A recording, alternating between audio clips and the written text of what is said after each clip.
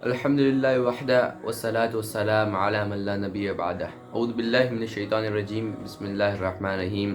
ناظرین اکرام، السلام علیکم ورحمۃ اللہ وبرکاتہ۔ کلمہ توحید کے متعلق بعض شبہات کا ازالہ۔ کلمہ توحید کے متعلق کیا کیا شبہات ہے اور ان کے ازالے کے طور پر اللہ رب العالمین قرآن مجید میں کیا حکم فرماتا ہے، آئیے دیکھتے ہیں۔ نمبر 1، کیا صرف دل سے کلمے کو جاننا ضروری ہے؟ کیا صرف دل سے کلمے کو جاننا کافی ہے؟ نہیں، جواب ہے نہیں۔ کیوں نہیں؟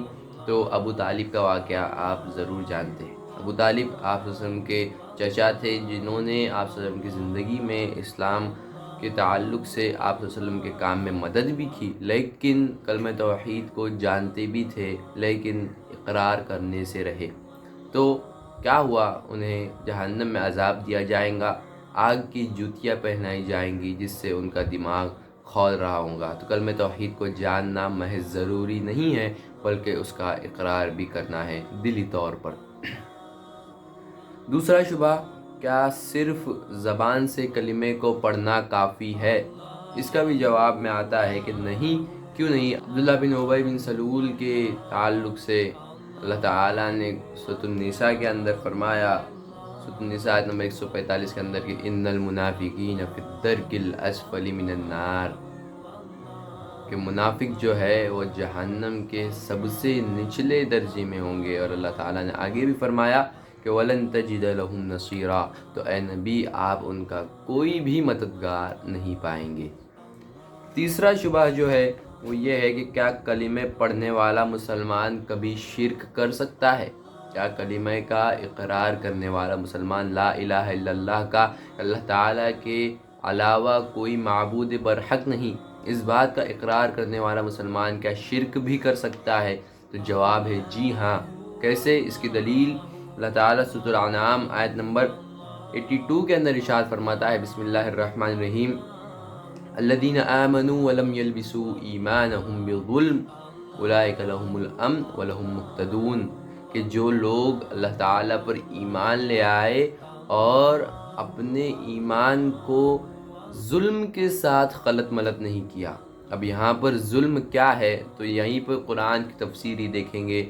سورۃ اللقمان میں حضرت لقمان علیہ السلام نے اپنے بیٹے کو نصیحت کرتے ہوئے فرمایا کہ یا بنی لا تشرک باللہ ان الشرک لظلم عظیم، کہ اے میرے بیٹے اللہ تعالیٰ کے ساتھ شرک مت کر، کیونکہ شرک سب سے بڑا ظلم عظیم ہے۔ یہاں پر ظلم سے مراد ہے شرک۔ تو اللہ تعالیٰ فرماتا ہے کہ جو لوگ اللہ تعالیٰ پر ایمان لے آئے اور اس کے بعد اپنے ایمان کو ظلم کے ساتھ یعنی شرک کے ساتھ غلط ملت نہیں کیا، یعنی اپنی توحید میں پکے رہے، تو اولئک لہم الامن، یہی لوگوں کے لیے امن ہے، وہم مہتدون، اور یہی لوگ ہدایت پر ہے۔ تو یہ تھے کلمہ توحید کے تعلق سے بعض شبہات اور ان کا ازالہ۔ اہل قبلہ اور الہ کا معنی، جو لوگ مسلمان ہونے کا دعویٰ کرتے ہیں، لا الہ الا اللہ کا اقرار کرتے ہیں، لیکن الہ کا معنی کیا اخذ کرتے ہیں، آئیے دیکھتے ہیں۔ نمبر 1، خالق، رازق اور تدبیر کرنے والا۔ ان تین معنوں میں کون سا فرقہ ملوث ہے؟ جہمی۔ جہمی فرقہ، صفوان بن جہم نے اس فرقے کی بنیاد رکھی تھی۔ صفوان بن جہم ایک مشہور تابعی حضرت حسن بصری رحمہ اللہ علیہ کا شاگرد تھا، لیکن راہ راست سے بھٹک گیا اور ایک فرقہ جہمی فرقے کی اس نے بنیاد رکھی۔ تو وہ یہ معنی اخذ کرتے ہیں۔ معتزلہ، معتزلہ فرقہ وہ فرقہ ہے جو قرآن مجید کو اللہ تعالیٰ کی مخلوق قرار دیتا ہے، حالانکہ قرآن مجید اللہ تعالیٰ کا کلام ہے، نہ کہ اللہ تعالیٰ کی مخلوق۔ نمبر 3 ہے اشعری فرقہ۔ ابو الحسن اشعری نے اس فرقے کی بنیاد رکھی تھی، وہ فرقہ بھی اس بات میں ملوث ہے۔ چوتھا فرقہ ہے وہ ہے ماتریدی فرقہ۔ ابو منصور ماتریدی نے اس فرقے کی بنیاد رکھی تھی۔ تو یہ چاروں فرقے، جہمی، اشعری، معتزلی اور ماتریدی، یہ چاروں فرقے الہ کا معنی کیا اخذ کرتے ہیں کہ حاکم، خالق، رازق اور تدبیر کرنے والا۔ نمبر 2 پر الہ کا معنی حاکم رکھنے والے جو ہے وہ خوارج کا فیصلہ، یعنی فیصلہ کرنے والا، یہ ہے خوارج کا فیصلہ تھا، ایک الہ کا معنی حاکم ہے۔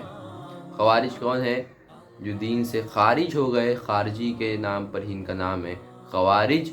تو جو فرقہ حضرت عثمان رضی اللہ عنہ کے قتل کے بعد جو فرقہ وجود میں آیا تھا وہ تھے خوارج، تو انہوں نے الہ کا معنی حاکم اخذ کیا۔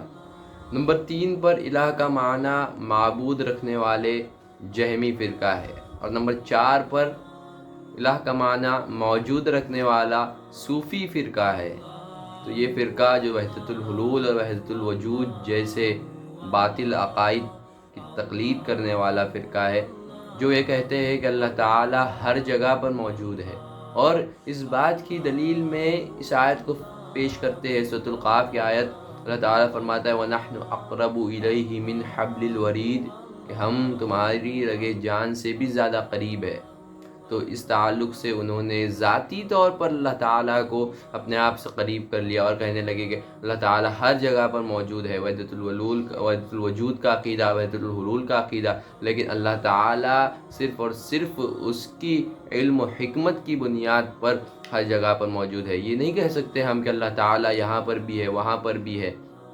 اللہ تعالیٰ فرماتا ہے کہ الرحمن علی العرش استویٰ، اللہ تعالیٰ صرف اور صرف عرش پر مستوی ہے۔ تو یہ عقیدہ رکھنے والے صوفی تھے۔ نمبر 5 پر معبود برحق کا عقیدہ رکھنے والے اہل سنت والجماعت ہے، اور یہی عقیدہ سب سے صحیح معنی جو الہ کا معنی ہے، وہ سب سے صحیح معنی یہی ہے معبود برحق جو بتایا گیا تھا۔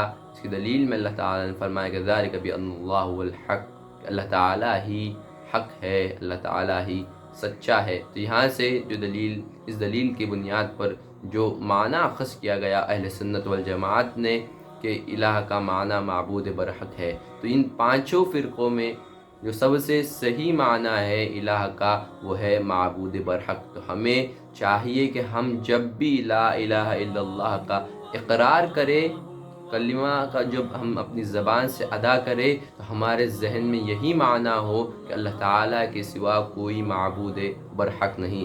اس کے علاوہ جتنے بھی الہ کے معنی گڑھے گئے یا کہیں سے اٹھا لیے گئے تو تمام کے تمام غلط ہے۔ الہ کا ایک ہی صحیح معنی ہے کہ جو معبود برحق۔ یہاں پر جو فرقہ کے تعلق سے مختلف فرقوں کے بارے میں بتایا گیا، اس کی مزید تفصیلات میں ایک بہت ہی اچھی کتاب ہے کہ اختلاف امت اور فرقہ بندی، جمیعت اہل حدیث ممبئی کی طرف سے شائع کردہ کتاب۔